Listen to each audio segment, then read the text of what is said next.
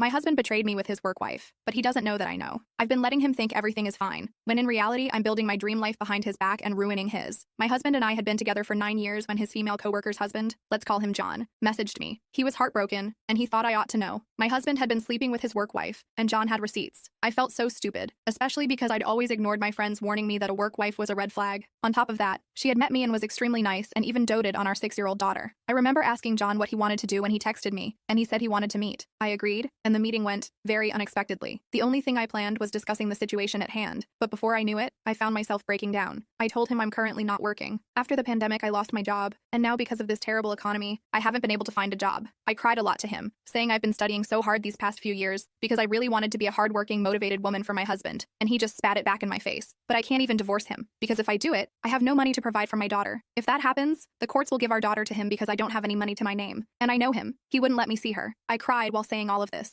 And John just held my hand. I remember he wiped my tears for me with a napkin, and after he did, I asked him for the world's biggest favor, if he could wait for a few months before divorcing his wife, just to give me some time to figure out what to do. Well, he agreed without a second though. When I left the cafe that day, I thought I'd never speak to him again, but we actually kept in touch. He called me a few times over the next week to check in on me while both of our spouses were with friends, and very soon we started talking about things other than our failed marriages. We even started going for walks, coffee, and movies. Before I knew it, I found myself thinking about him often with a smile on my face. He became the first thing I thought of in the morning, and the last thing I thought of before going to bed. And yet, even though my husband and I stopped having intimacy, stopped speaking much, and I distanced myself, I was happier than I had been in years, all because of how amazing John was. And what really sealed the deal for me was that not once during this whole time where I distanced myself did my husband ask what's wrong. I hadn't kissed him in almost a month, and he still said nothing. In my mind, I was with John, and we hung out a couple times per week for 3 to 4 months. And although we definitely flirted a little, made jokes about being into one another, and put whipped cream from our donuts on each other's noses, it was never too serious. Until one faithful day 2 weeks ago, we were having a picnic, and he just blurted out, "I think that I'm in love with you." My jaw dropped, and he proceeded to tell me that I was special to him, and it's thanks to me he's not gone insane. He told me he thinks of me every morning and every night, and it's while I was listening to him talk that I realized I was also fully in love with him. He said that at first he wasn't sure why he was feeling like this towards me, but after some thought, he realized he wasn't broken anymore, that he even thought of his wife's infidelity as a blessing, because it leads him to me. My stomach filled with butterflies, because that was exactly how I felt too, but I didn't know what to say. I told him that I was terrified of these feelings going away once we freed ourselves from those who hurt us. I felt almost sad because of it, but he just beamed at me and said he was willing to take the risk to find out. He kissed my hand, but as soon as he did, I just pulled away. I told him I wasn't ready for this. I teared up and asked him how by sneaking around, by telling each other I love you, how are we any better than our significant others who cheated? I told him I had no idea what to do, because I too find myself daydreaming about him, that I want to introduce him to my daughter, to kiss him and wake up next to him every morning. But at the same time, I have a husband who is the father of my daughter, and I can't be going around betraying him like this. And so I packed up and left on the spot. I drove home and cried. I didn't know what to do. I loved John and hated my husband. I hated him so much, in fact,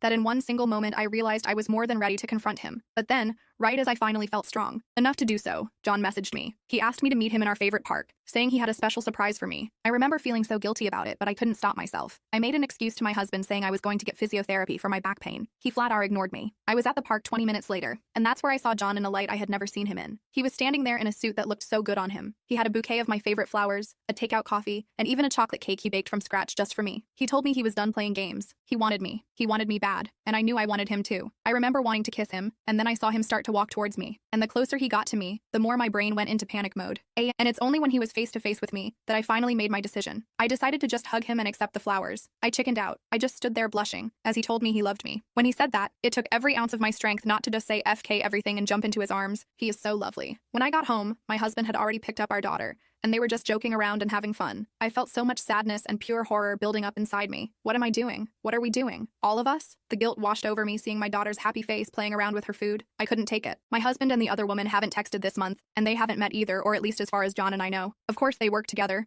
so we don't know if the affair has subsided or if they just have learned to be more cautious, but my husband has been more attentive at home, warmer and more present. He says he loves me all the time and that he misses me. I haven't been intimate with him since I found out about the affair, and even the smallest touch from him irks me, and any beautiful word or compliment from him sets my teeth on edge. I just want to scream liar, and I feel like I'm cheating on John. Accepting my husband's affection, and the disdain for myself becomes unbearable. I looked at my husband and tried to remember what I loved about him, but I couldn't.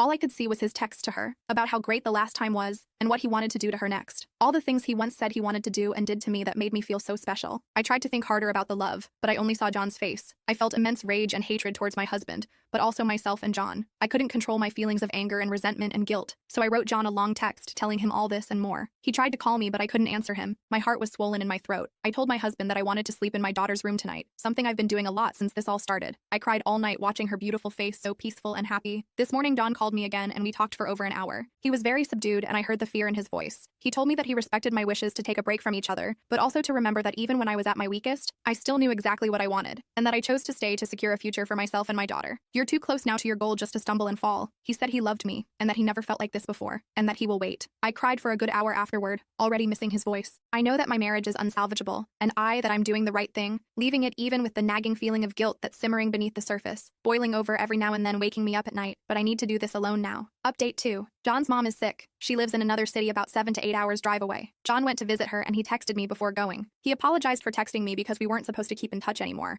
but he wanted me to know he was out of town. I drove over there on Thursday because it sounded like it was serious. I arrived at the hospital around noon. He looked miserable. His mother isn't even old. She is 58. My heart is breaking. I could only stay for an hour before heading back home. I feel so guilty leaving him alone. His sisters live across the world, and they won't be able to fly home before Christmas. On Friday, John came home and broke off his marriage. I don't know all the details, but he didn't mention to her that he knew about her infidelity, just that he wasn't happy anymore and didn't want to be married to her. He texted me, thanked me for visiting him and his mother, and told me about his filing for a divorce from his wife. He is moving back to his hometown to be with his mother. He left yesterday but will return once more to get the rest of his stuff. Even though I understand him, and even if I wasn't seeing him anymore, the city feels empty and gloomy without him. I'm still going strong with my studies, and as I said, I secured a job in April with a decent salary that will increase by 30% once I graduate 2 months later. I have also signed a lease on an apartment that is a few blocks away from my daughter's school. You can't imagine the happiness I was in when I found the apartment. But most importantly, they accepted my bad credit, having not had income for over 2 years now. I have found a nonprofit organization for women to call and ask for information and advice. In the beginning, my husband didn't seem bothered about having intimacy. Probably, not certainly, because he had someone else, someone new. But with time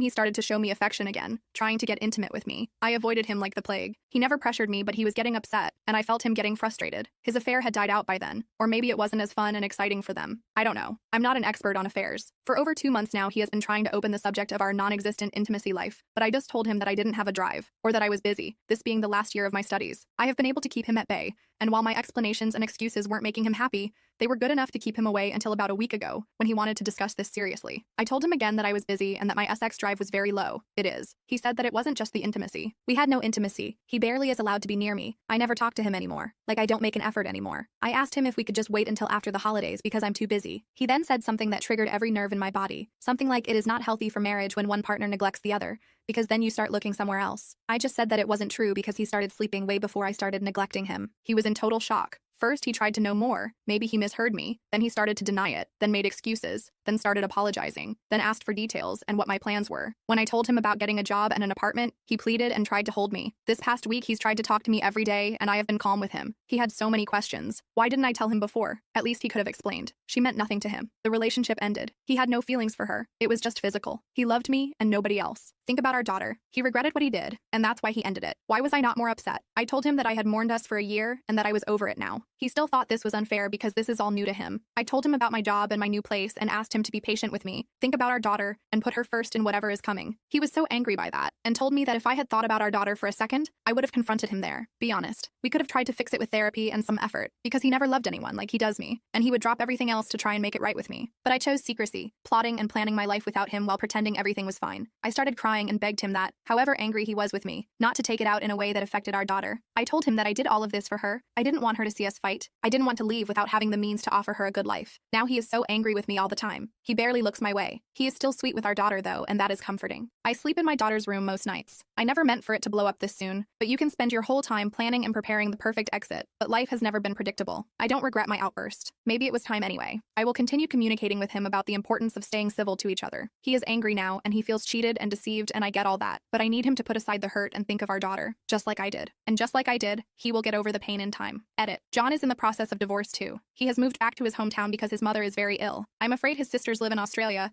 but they have both come home, so it feels good that he and his mother are not alone. I have visited them 3 times since I heard the sad news, but he lives far away, so I haven't been able to stay for long periods to support them. We talk over the phone every morning, though. He is devastated. We don't know what the future holds. John lives in another town, 8 hours drive away. We haven't talked about us in ages. We have a lot going on in our lives separately. All I care about now is his mom doing better, or at least not suffering. Update 4. I have a great job now with a great company and great and supportive coworkers. I'm so thankful for that. I live now in my own apartment. That's where the greatness ends. Because it doesn't matter how long you have known a person, how much you have trusted and loved them, or how much you thought they loved and valued you. You don't know them before you hit rock bottom with them. My ex-husband has shown nothing but cruelty and vindictiveness towards me, and at times our daughter, making me question why I have chosen to rock the boat. I thought I was doing all of this for my baby. I wanted to give her a dignified life and a strong role model for me. A happy and content mother to be her hero, and yet she's the one who suffered the most during this time. When I told my husband about my plans to leave him, he was in denial at first, which was bad, but it was nothing compared to when he realized I was telling the truth. He used every means possible to break me and dissuade me from leaving. He started with threats about taking full custody. Then he took all my assets from me. He got primary custody of our daughter and refused me to see her while the court made the assessment that I was fit to have shared custody because he filed a motion that I was broke and suffered from mental illnesses. I'm being treated for depression and PTSD. I couldn't see my daughter for 8 weeks because of bureaucracy, and I thought I was going mad because of that, even contemplating just getting back together with him to get my daughter back. When I finally saw her, I was awarded shared custody. She was so angry and broken. She told me how much she hated me and wanted to be with daddy. He told me that my daughter hated me because I was a bad mother, and I knew he was poisoning her mind. Even when we had shared custody and she started to warm up to me again, she still had a hard time loving me the first day after she'd been with her father until I won her back. She is almost her normal happy self at the end of the week before she is going back to his place and the vicious cycle begins. He tried everything not to divide our assets according to the prenup, but that wasn't a priority of mine. Even if I had to start from scratch, I was willing to give him anything not to make him angrier with me that he takes it out on our baby. Once he came with a suggestion that I left him everything and gave away all my rights, and he gave me full custody. I thought something finally heard my prayers before he changed his mind and filed a new motion suing for full custody. He was playing with me. During this whole ordeal, I was feeling doubts and resentment towards myself for not just complying and obeying him and staying with him until our daughter was older. The self-doubt and fear were almost paralyzing. And one day at the beginning of summer, I wrote a very long letter to him, reminding him of his love for his daughter and the promise he made to her when she was born to do anything to protect her. I reminded him that I was just a woman, and he could replace me anytime, but that his daughter is his daughter. I begged him not to use her to hurt someone who is replaceable. Don't use a valuable treasure as a weapon to destroy a cheap target, a target you easily replaced once before. He didn't answer me, but he stopped texting and calling me for purposes other than our daughter. She has been happier too, and says she loves me and daddy. I don't know if it was my letter, but he just stopped trying to hurt me. Once, when he dropped her off, he apologized for everything he did back to cheating on me in the first place, and said that he loved us, and promised not to hurt us anymore. He has since kept this promise. He has during all this time, since January, been having an on-again, off-again girlfriend, who when on I get to see my daughter more, because I get her even on his weeks. I find myself hoping for them to get back together so I can have my daughter in a stable home. As for John, he still lives in his hometown near his mother. She is very sick, and no chemo or procedure works now. I have visited them as much as I have been able to. He has been a great support throughout this ordeal, which always made me feel guilty given what he is going through, but he always said he is happy to listen and wants to. No, we call and text each other every day. Last month, when my husband had my daughter on a trip with his family, John showed up at my door. He said he just wanted to see me, and he had booked a hotel room that he ended up not using. He spent the weekend with me in my apartment, and it was the first time I've allowed myself to be with him. He was everything I imagined and more. He said he loved me, and it was all I could do not to start bawling pathetically. I didn't know it was possible to love someone this much. John's divorce is finalized, but we have decided not to make our relationship public until my life is in order. We have waited for 2 years. What are a few more months? I'm so much happier now.